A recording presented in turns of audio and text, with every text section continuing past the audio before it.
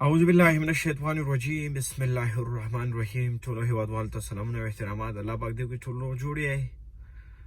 موضوع ده د ګیلمن رور کوم چې ځان د افغان وایي، زموږ د پښتونخوا ورور دی. هغه دا ناره همیشه وایي چې لر او بر یو افغان.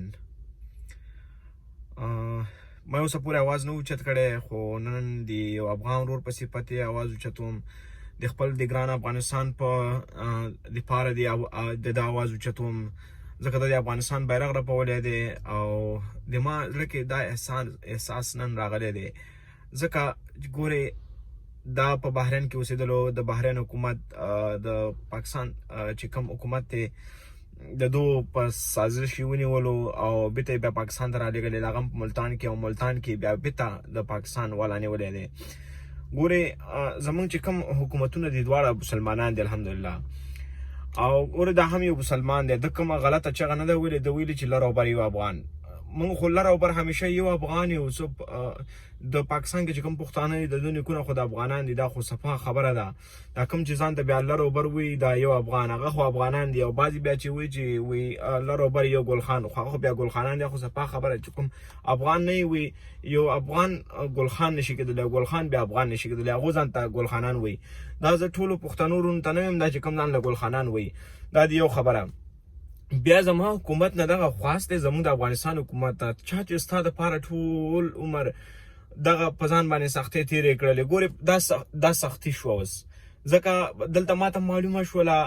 ما دا څو ورځې فیسبوک داسې څارلو مې د ده په حق کې به ټول افغانان ودرېږي، زموږ لوړپوړي چارواکي به ودرېږي. خو یو کس هم ونه درېدلو. آخر ولې تاسو ته زه وایم دې کس تاسو دپاره ناره ویلې ده، ستاسو د افغانستان بیرغ دپاره یې ناره ویلې ده.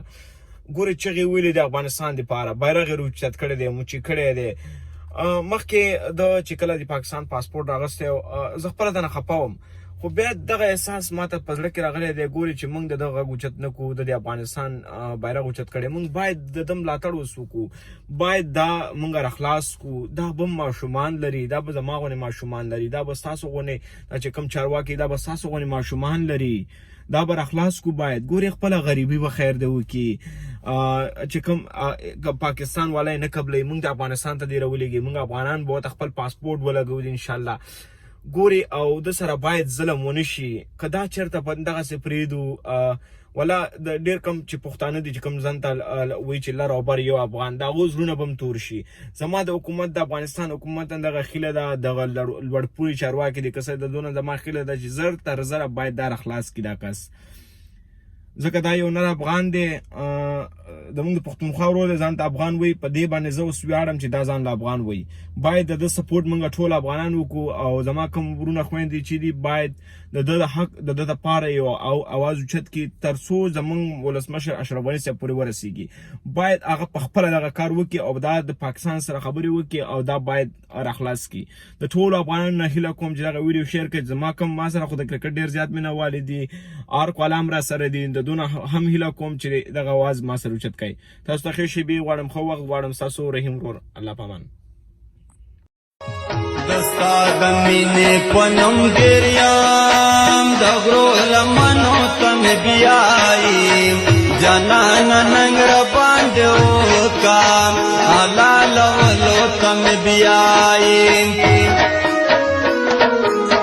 دستا د مینې په نوم ګریام، د غرو لمنو ته مې بیایم، جانانه ننګ راباندې وکړم، حلالولو ته مې بیایم، جانانه ننګ راباندې وکړم، حلالولو ته مې بیایم.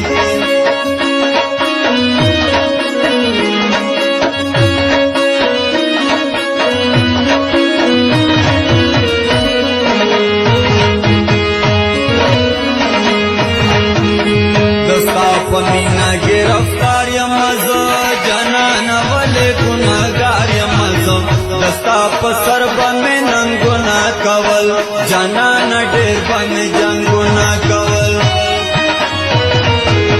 دا چې اکثر راباندې لوبې کېږي، دستا په سر راباندې لوبې کېږي، په ټول ژوندون به مې ونه وینې بیا، تورو ځنګلو ته مې بیایي. دستا دمینه پنم گریم دغرو لمنو تن بیائی جانان ننگ را باندو کا آلا لولو تن بیائی جانان ننگ را باندو کا آلا لولو تن بیائی سمرچ دزان را باند گران دے تمرا میں